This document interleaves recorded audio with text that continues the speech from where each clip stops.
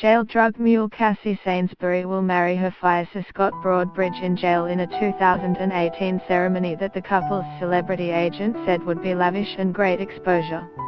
Sainsbury, 22, is serving a 6-year sentence in Colombia's El Buey Pastor prison for trying to smuggle 5.8 kilograms out of Bogotá airport hidden in packages of headphones.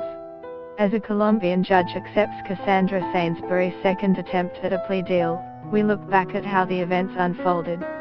President Trump again denies any collusion between his 2016 campaign and Russia while blasting the FBI investigation into Hillary Clinton's use of a private email server.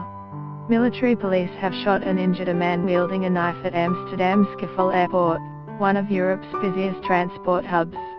The U.S. Secretary of State Rex Tillerson scales down his offer to North Korea from earlier in the week, in which he said that initial talks between the two countries could be about the weather or the shape of the table.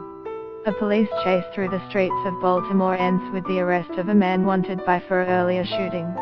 A firefighter has died working against the Thomas Fire, which is already considered California's fourth largest wildfire on record.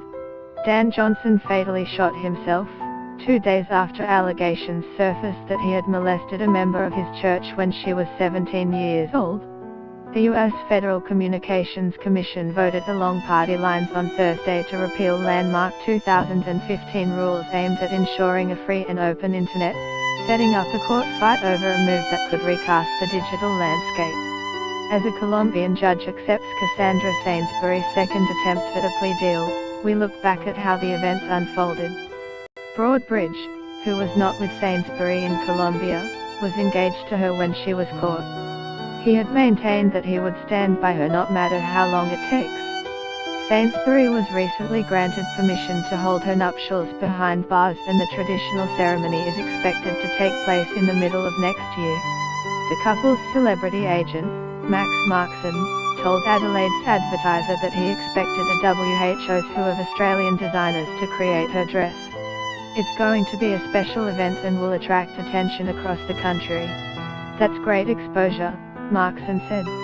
He said he couldn't disclose any more details of the wedding, but he expected it to be an intimate affair of family, jail wardens and friends she has made in the foreigners wing of the Bogotá prison.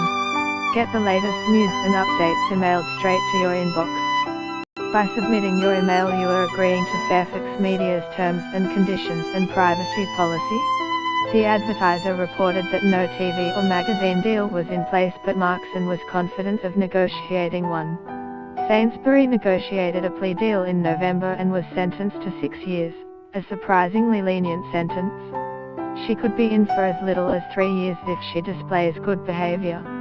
She was also fined $140,000. She has reportedly been teaching English in prison.